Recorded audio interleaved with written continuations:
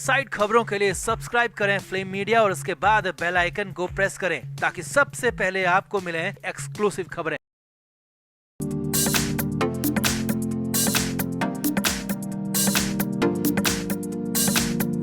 महाराष्ट्र में नई सरकार बन चुकी है। नई सरकार बनने के बाद अब बहुत सारी चीजें नए तरीके से नहीं होनी है, लेकिन इधर इस बीच उद्धव ठाकरे कुछ नया प्लान करने लगे। उद्धव ठाकरे के मन में भयंकर प्लान आ गया, लेकिन खबर ये भी है कि इस प्लान को फडणवीस पंचर न कर दें, क्योंकि यहाँ पर उद्धव ठाकरे ने अजीत दादा यानी कि अजीत पवार को अपनी पुरानी दोस्ती याद दिलाई है और सरकार में अपने बेटे को फिट करने की कोशिश तक होने लगी है। जी हाँ, ऐसी कुछ बातें आ रही है, लेकिन मामला अंदर खाने कुछ और ही है। जी हाँ, सरकार का मामला नहीं है। उद्धव ठाकरे अपने बेटे के लिए बहुत कुछ करना चाह रहे हैं, बड़ा प्लान कर रहे हैं। तो दिखाते हैं, बताते हैं आपको सब कुछ। आप भी इस वीडियो को शेयर करें, कमेंट बॉक्स में अपनी राय जरूर दें।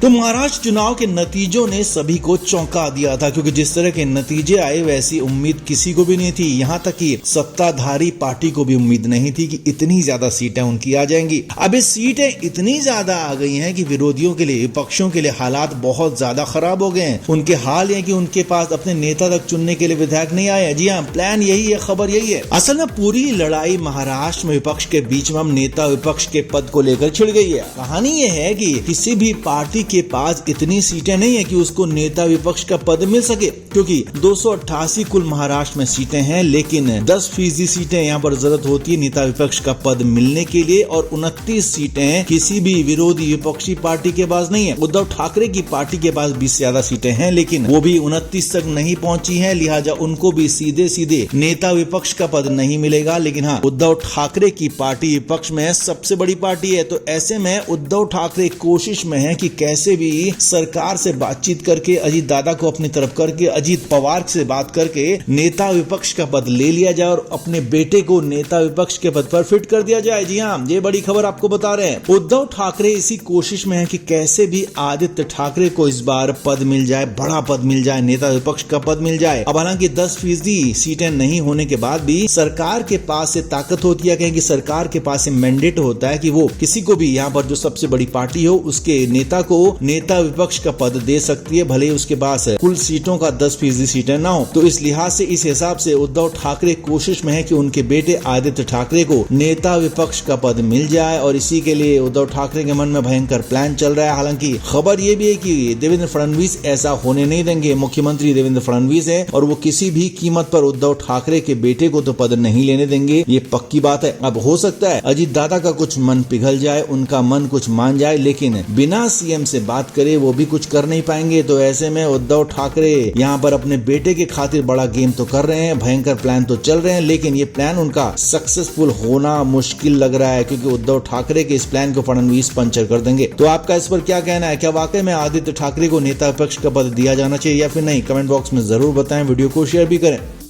तो उद्धव ठाकरे हर वो कोशिश कर रहे हैं जिससे कि उनकी पार्टी जो बची खुची है वो बची रहे, उनके नेता जो बचे खुचे हैं वो भी बचे रहे, विधायक जो उनके पास है वो भी बचे रहे, और इसके लिए उद्धव ठाकरे कुछ भी कर गुजरने को तैयार हैं। अब आगे बीएमसी का चुनाव होना है। बीएमसी के चुनाव में हमेशा उद्धव ठाकरे गुटी बाजी मारता रहा है। उद्धव ठाकरे की पार्टी का इस चुनाव पर खासा दबदबा रहा है, तो इसी के लिए उद्धव ठाकरे अब जुट गए हैं। जी हाँ, विधानसभा चुनाव खत्म होने के बाद महाराष्ट्र में, मुंबई में बीएमसी चुनाव की सरगर्मियां तेज हैं, और इसी को लेकर उद्धव ठाकरे ने बड़ा दांव खेला है। सूत्रों के मुताबिक खबर है कि उद्धव ठाकरे ने राज ठाकरे से मिलने का वक्त मांग लिया है, और इसमें बड़ा ट्विस्ट ये है कि पहले उद्धव ठाकरे सीधे राज ठाकरे से मिलने नहीं जाएंगे, जबकि पहले आदित्य ठाकरे राज के घर जाएंगे, उनसे मुलाकात करेंगे, बात करेंगे, और उसके बाद उद्धव ठाकरे के जाने की तैयारी है। हालांकि अभी राज ठाकरे की तरफ से कंफर्म नहीं किया गया कि वो उद्धव ठाकरे से मिलेंगे या नहीं मिलेंगे, क्योंकि ये मुलाकात पर्सनली या कहें कि पारिवारिक मुलाकात नहीं है, लिहाजा इसमें समय लिया गया है, अपॉइंटमेंट लिया गया है, और उसके बाद ही मुलाकात होगी। खबर यह है कि उद्धव ठाकरे पूरी तरीके से बैकफुट में है। वो चाहते हैं कि राज ठाकरे की एमएनएस उनको, यानी कि उद्धव ठाकरे को महाराष्ट्र के जो बीएमसी में जो चुनाव होने, उस बीएमसी चुनाव में उनका समर्थन करे, या फिर उद्धव ठाकरे के अच्छे कैंडिडेट्स की जगह पर एमएनएस अपने प्रत्याशी खड़े ना करें। इसके लिए कोशिश हो रही है, इसके लिए बातें हो रही है। अब हालांकि खबर तो यह भी है कि बीजेपी भी राज ठाकरे को अपने पाले में करने की कोशिश में जुट गई है। देवेंद्र फडणवीस खुद चाह रहे हैं कि राज ठाकरे से वो बात करें, राज ठाकरे के साथ एमएनएस के साथ बीएमसी चुनाव के लिए गठबंधन करें। तो दो तरफ से फिलहाल तो राज ठाकरे के हाथों में लड्डू दिख रहे हैं। एक तरफ तो उद्धव ठाकरे बैकफुट में है और कुछ भी कर गुजरने को तैयार हैं, बस मिलना चाहते हैं राज ठाकरे से, जबकि दूसरी तरफ देवेंद्र फडणवीस हैं जो कि मुख्यमंत्री हैं, उनके पास सरकार है, तो वो राज ठाकरे से मिलकर राज ठाकरे से बीएमसी चुनाव में समर्थन के लिए बात कर सकते हैं, गठबंधन के लिए बात कर सकते हैं। तो देखना, अब पाले में सब कुछ राज ठाकरे के आ गया, लेकिन हाँ ये साफ है कि उद्धव ठाकरे बुरी तरह से डर गए हैं, घबरा गए हैं और इसीलिए अब वो कुछ भी करने को तैयार है और अपने चिर दुश्मन, चिर प्रतिद्वंदी माने जाने वाले राज ठाकरे से भी मिलने से गुरेज नहीं कर रहे हैं। तो आपका इस पर क्या कहना है, कमेंट बॉक्स में आप जरूर बताएं, वीडियो को शेयर भी करें।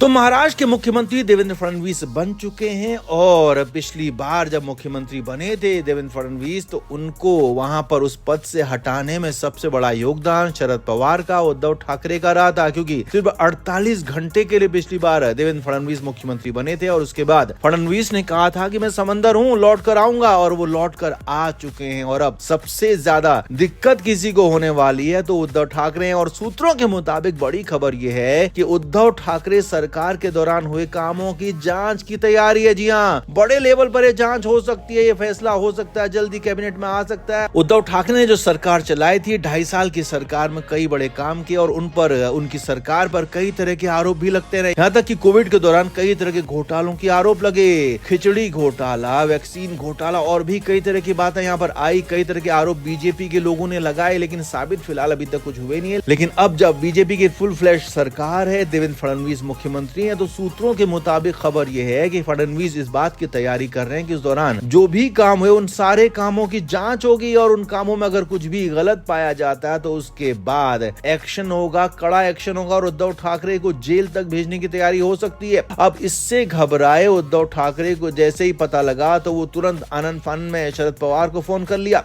अब बीच में खबर यहां तक आई थी कि उद्धव ठाकरे ने शरद पवार से बातचीत बंद कर दी है, शरद पवार से मिलना जुलना बंद कर दिया, उनका फोन तक नहीं उठाया और यहाँ तक कि नाना पटोले से भी खुद को अलग करने की कोशिश की, क्योंकि उद्धव ठाकरे अब चाहते हैं कि वो अकेले हिंदुत्व की राह पर आगे बढ़े, कांग्रेस और एनसीपी शरद पवार से अलग दिखें, अलग रहें। लेकिन जब खुद के सर पर मुश्किल आई तो उद्धव ठाकरे परेशान हो गए और अंत में शरद पवार और नाना पटोले के पास ही पहुंच गए। जी हाँ, खबर यह है कि रविवार की देर रात शरद पवार को उन्होंने फोन किया, नाना पटोले को भी घर पर बुलाया और इमरजेंसी कहकर दोनों नेताओं को मातोश्री में बुला लिया। अब इसके बाद मीटिंग हुई। अब यहाँ पर सूत्रों के मुताबिक खबर है कि उद्धव ठाकरे ने अपने दिल की बात, अपने दिल का दर्द बताया कि अगर कुछ गलत होता है, कुछ ऊंच नीच होती है तो उनकी पार्टी तो छीन ली गई है, उनकी सरकार भी पहले छीन ली गई और अब उनका नाम, यानी कि उनको पूरी तरह से बदनाम करने की तैयारी हो रही है, उनको पूरी तरह से खत्म करने की, उनकी पूरी राजनीति को जड़ से मिटाने की तैयारी हो रही है। तो ऐसे में उन्हें जरूरत है शरद पवार की मदद की, नाना पटोले की मदद की। लेकिन यहाँ पर तो पवार और पटेले पहले से ही नाराज थे। जी हाँ, उन्होंने कह दिया कि अब आप जब पहले अपने अलग तरीके के बयान देते हैं तो आपको तब भी सोचना चाहिए कि अंत में पवार और पटोले ही आपके काम आने वाले हैं। तो हुआ भी यही, काफी देर तक हंगामा होता रहा। शरद पवार ने, नाना पटोले ने उद्धव ठाकरे को हिदायत दी कि उस तरह की बातें ना करें, अगर गठबंधन में है तो गठबंधन को लेकर बातें करें, हाँ अगर आपको गठबंधन छोड़ना है तो फिर पूरी तरह से छोड़ दें। ऐसे पिक एंड चूज नहीं होगा कि अच्छी अच्छी बातों को हम चूज कर लें और खराब चीजों को हम छोड़ दें, ये बिल्कुल भी नहीं चलेगा। हालांकि उद्धव ठाकरे बेहद ज्यादा प्रेशर में दिखे, उद्धव ठाकरे पूरी तरह से सरेंडर्ड मूड में दिखे और साफ उन्होंने कह दिया कि वो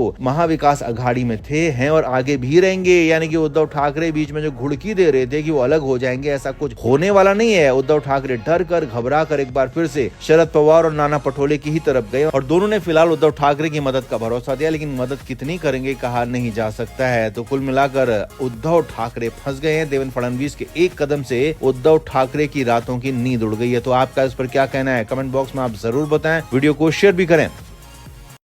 फिल्म मीडिया रिपोर्ट।